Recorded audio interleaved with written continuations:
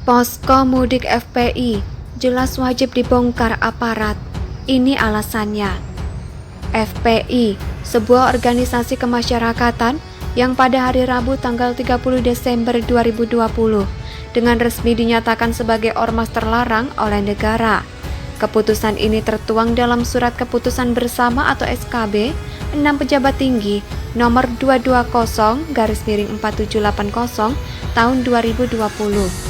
Keputusan negara menetapkan FPI sebagai ormas terlarang karena FPI terbukti secara sah telah memperlihatkan dan melakukan dukungan nyata pada organisasi terorisme yang jelas dilarang di NKRI ini.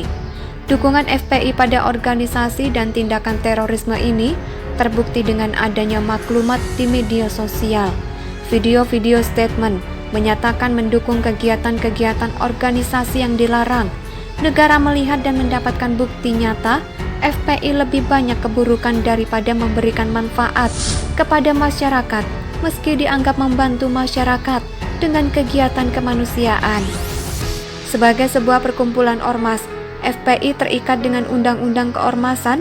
Pada faktanya, tindakan dan aktivitas FPI sudah jauh melampaui peraturan yang digariskan Undang-Undang Ormas. Yang paling sering dilakukan FPI adalah pelanggaran atau Undang-Undang Ormas Pasal 59 Ayat 3. Lebih jauh dari itu, sebagai ormas FPI bahkan telah berpolitik dan melakukan tindakan yang seharusnya menjadi kewenangan aparat hukum. Sejak ditetapkannya FPI sebagai ormas terlarang, maka siapapun dilarang untuk menggunakan segala hal baik atribut, logo, ataupun gambar FPI. Sama halnya seperti orang-orang FPI dulu yang paling anti dengan gambar-gambar dan logo PKI.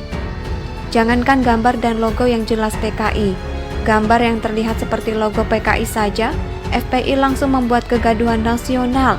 Itu sebabnya, ketika aparat membongkar posko mudik yang menempelkan spanduk FPI, alasannya dan dasar hukumnya tidak lain dan tidak bukan karena FPI adalah ormas terlarang. Pada video yang disebarkan, si pengambil gambar mengatakan alasan dibongkarnya posko mudik FPI adalah karena mengganggu lalu lintas.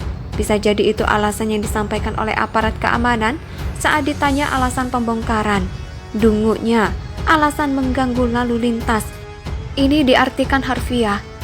Makanya si pengambil gambar berkomentar bahwa posko mudik tersebut faktanya tidak mengganggu atau menghalangi lalu lintas.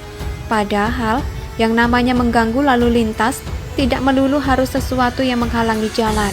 Sesuatu yang memancing perhatian saja, itu sudah bisa dikategorikan mengganggu lalu lintas. Contoh nyata, saya sedang menyetir antri macet, mobil berjalan lambat.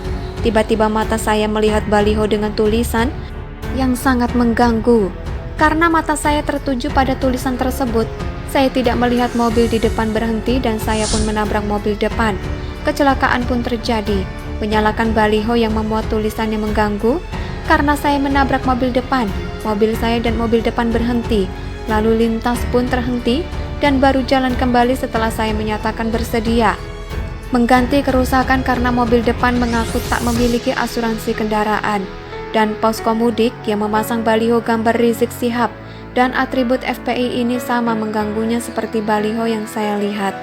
Para pengendara akan pasti memalingkan pandangannya ke arah posko dan hal itu bisa membahayakan dirinya dan pengguna jalan lainnya. Sedianya aparat keamanan yang membongkar posko mudik FPI itu bisa dengan jujur dan berani mengatakan alasan pembongkaran ini karena FPI adalah ormas terlarang sama seperti PKI, sehingga pemakaian atribut, logo dan gambar FPI menjadi sebuah pelanggaran hukum, bukan memberikan alasan yang sulit dicerna oleh pengikut dan simpatisan FPI yang tingkat algoritmenya berada di titik nol. Kalau saya jadi aparat dan mendapatkan komentar busuk dari netizen dan orang-orang, saya akan iseng mendirikan posko mudik PKI di sebelah posko mudik FPI. Ngamuk nggak mereka? Toh FPI dan PKI sama-sama organisasi terlarang di Indonesia.